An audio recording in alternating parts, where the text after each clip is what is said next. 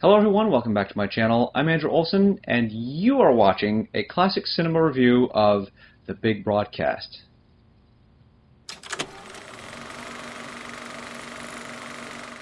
The Big Broadcast was directed by Frank Tuttle and released by Paramount Pictures in 1932.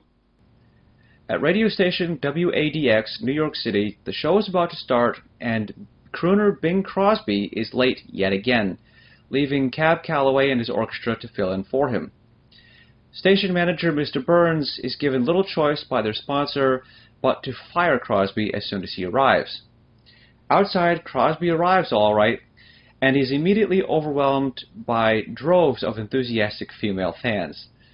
He escapes inside the station within an inch of his life. When Crosby is fired, he isn't fazed in the slightest, announcing that he is set to marry his sweetheart, Mona Lowe, who has been the main cause of his distraction and his absence from the station. His announcement not only upsets Mr. Burns, but his secretary, Anita Rogers, who is sweet on Bing, just like every other woman in town. At a speakeasy later in the day, Crosby is celebrating his upcoming marriage.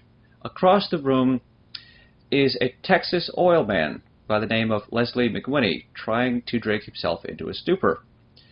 Crosby learns McWhinney's heart belonged to his lost true love, and his bank account apparently belongs to a gold-digging widow.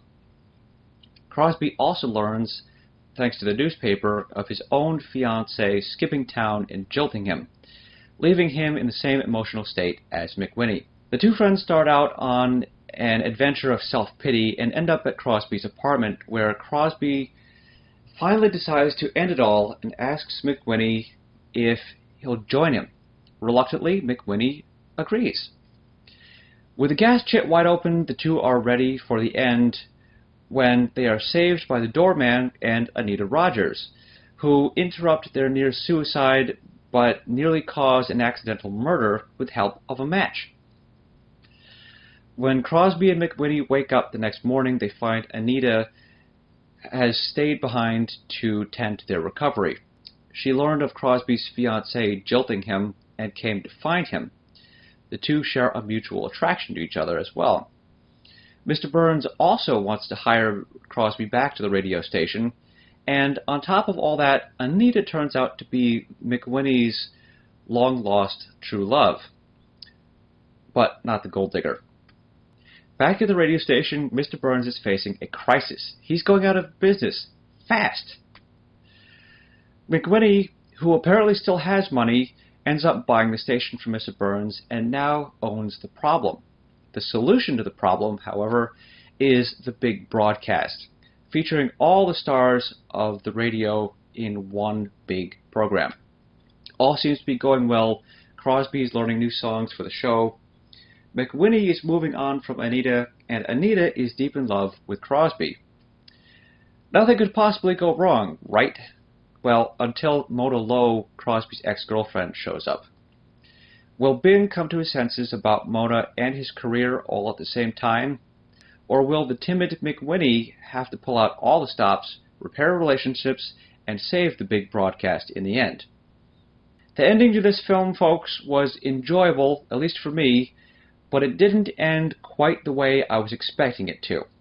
I won't give any more hints. No hints from me. If you want to find out what happens, please watch the movie. But I did enjoy it.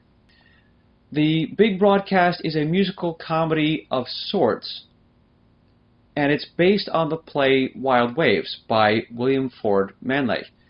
Now, I'll get into why it's a musical comedy of sorts in just a moment. Let's first look at the cast. Stuart Erwin plays Leslie McWhinney. Bing Crosby practically plays himself. Leila Hyams as Anita Rogers, Sharon Lynn as Mona Lowe, George Burns, Gracie Allen, Cab Calloway and his orchestra, Kate Smith, the Boswell sisters, the Mills brothers, Vincent Lopez and his orchestra, Arthur Tracy, and Major, Sharp, and Minor as the phone operators round out the principal cast.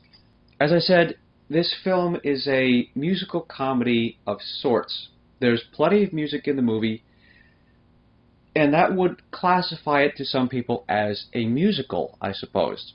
But when I think of a musical, I tend to think of a big song and dance production, sort of like a big Broadway show where all of the characters all of a sudden burst out into song and dance, and the song lyrics tell the story.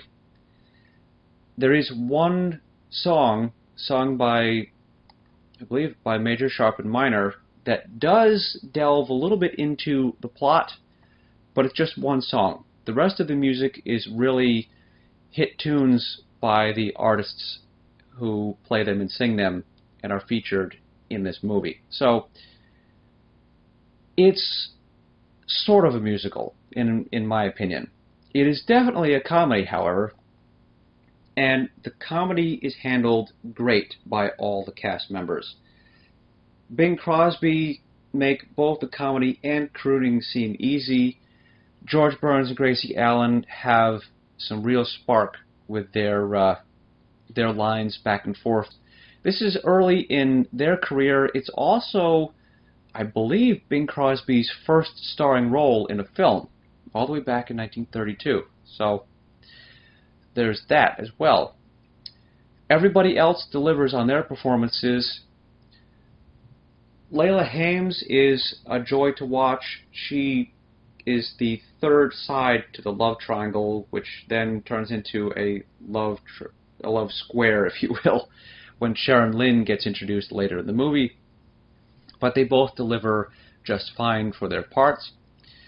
And the comedy in the film is very broad, or there are lots of different facets of comedy in this film. For instance, there's satirical moments, there's plenty of farce, there's cartoon gags which wouldn't work in real life, and you even get stand-up comedy moments from George Burns and Gracie Allen. This movie is certainly a fantastical film, if you will, and it's not meant to be taken seriously. The main draw for the film, at least back in 1932, were all of the radio performers. Imagine in 1932, one of the few providers of entertainment was broadcast radio. Each week you could listen to all of your favorites on the radio, but you never got to see them. In this movie, you have a whole slew of radio performers who you can actually see all in one place, and that's the big draw for this film. Unfortunately, they aren't really utilized beyond their radio performances. They don't really interact with each other except for a few minor instances, and I feel that having the performers interact with some of the main characters a bit more, even if they only had a line or two of spoken dialogue, would have brought more smiles to the faces of the audience. Now, don't get me wrong, the comedy brings lots of smiles, and the performances of all of the songs bring even more. I just wish that there was a little bit more dialogue for some of these performers so you could actually get a little bit more of their personalities in the film. Having said that, though, this is not a bad movie. This movie actually started a series. It was the first in 4 films. None of the big broadcast films were really tied together in terms of plot or characters. They were only related in title alone, that being the big broadcast. And each subsequent film after this had a year. For example, the big broadcast of 1936, 37, and 38, respectively. So this film was certainly a hit, at least in some respect, back in 32, and I still think it's worth watching. Historically, with all of the radio performers in the film, I think it's worth watching just for them, because some of them are probably not featured in visual film recordings much. They might appear in a few more that I'm unaware of. But Cab Calloway, for instance, his career spanned decades.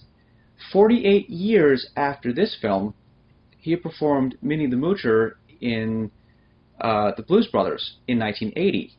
He performs a snippet of Minnie the Moocher in this film, almost 50 years before the Blues Brothers. So people have seen Cab Calloway, even if they don't watch movies from the 30s. The Boswell sisters, however, whom I didn't actually know until I saw this movie, they broke up in 1936.